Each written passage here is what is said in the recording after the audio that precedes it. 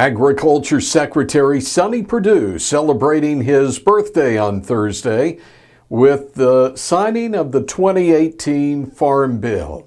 Perdue, who turned 72, joined members of Congress and ag industry leaders at the White House as President Donald Trump signed the legislation beginning with the 2019 crop year. Now, growers will be able to make a new election into the agriculture risk coverage or price loss coverage programs. There's also an escalator provision allowing for PLC reference prices to adjust if the 5-year Olympic average price increases significantly.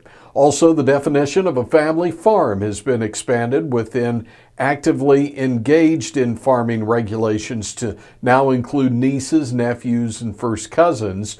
It allows for the continuation of lineal descent among farming operations. Crop insurance protected and maintained with modest enhancements to the program. And on the conservation side, Conservation Reserve Program acres, or CRP, will be expanded, while the EQIP program, Environmental Quality Incentives Program funding, is increased as well. USDA announcing a branding revision for cattle imported from Mexico. Now, the change will simplify the branding process while continuing to ensure Mexican cattle are easily identifiable and traceable in the event of an animal disease detection. Feeder cattle will be branded with the single M on the right hip. Breeding cows will be branded with the single M on the right shoulder. Now, permanent identification on Mexican cattle is required to protect the domestic herd from tuberculosis and brucellosis.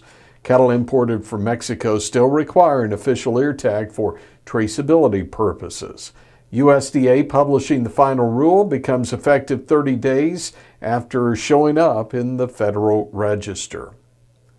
And finally, as the standoff over a border wall with Mexico continues in Washington, D.C., there's another border fence set for construction.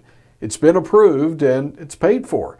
USDA's Animal and Plant Health Inspection Service, or APHIS, beginning now to work with property owners to install 8-foot-tall game fencing along a strategic portion of the permanent tick quarantine line in Zapata County, Texas.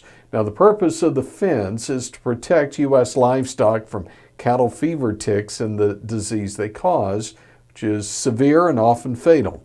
Now, the fences will help prevent affected deer from traveling into unaffected areas, and it's also designed to restrict movement of wildlife. Now, the fencing will start by covering just 2 miles, but if needed and funding is available, it could be expanded for up to 50 miles in Maverick, Starr, and Webb counties. Fencing will be paid for by APHIS. Texas Animal Commission will be responsible for maintenance of that fence. And with another Ag News update, I'm Tony St. James.